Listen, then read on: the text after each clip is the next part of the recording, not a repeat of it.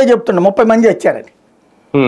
అన్ని బిల్డింగులు కూల్చాక మేము తరిమి కొట్టేది ఏంది, వెనక్కి వచ్చేస్తుంటే వెనకాల పరిగెత్తుకొచ్చారు వాళ్ళు. అయిపోయింది అక్కడ. పోనీ ఒక్క విమానాన్ని ఏమైనా చేయగలిగారా? పైగా వాళ్ళ విమానాలు కోల్పోయారు. ఓవరాల్గా చూసుకుంటే భారత సత్తా ఎంత గొప్పగా ఉంది, పాకిస్తాన్ ఎంత అన్ప్రొఫెషనల్గా ఉంది అన్నటువంటిది అక్కడే తేలింది.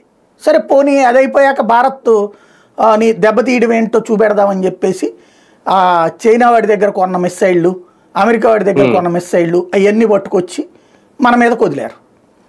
మనము ఇక్కడ ఒక రక్షణ కవచాన్ని తయారు చేసాం. గత కొన్నాళ్ళ నుంచి కూడా నరేంద్ర మోడీ వచ్చాక S-400 కొన్నాం, ఆకాష్లు కొన్నాం, తర్వాత భారత్ సొంత తయారీ ఏరోడ్రోమ్స్ తయారు చేసాం.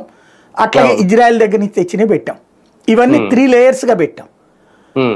మనమేమో వాడి లోపలికి మిస్సైళ్ళు పంపించాం, డ్రోన్లు పంపించాం, పేల్చగలిగాం, కోల్చగలిగాం, నాశనం చేయగలిగాం.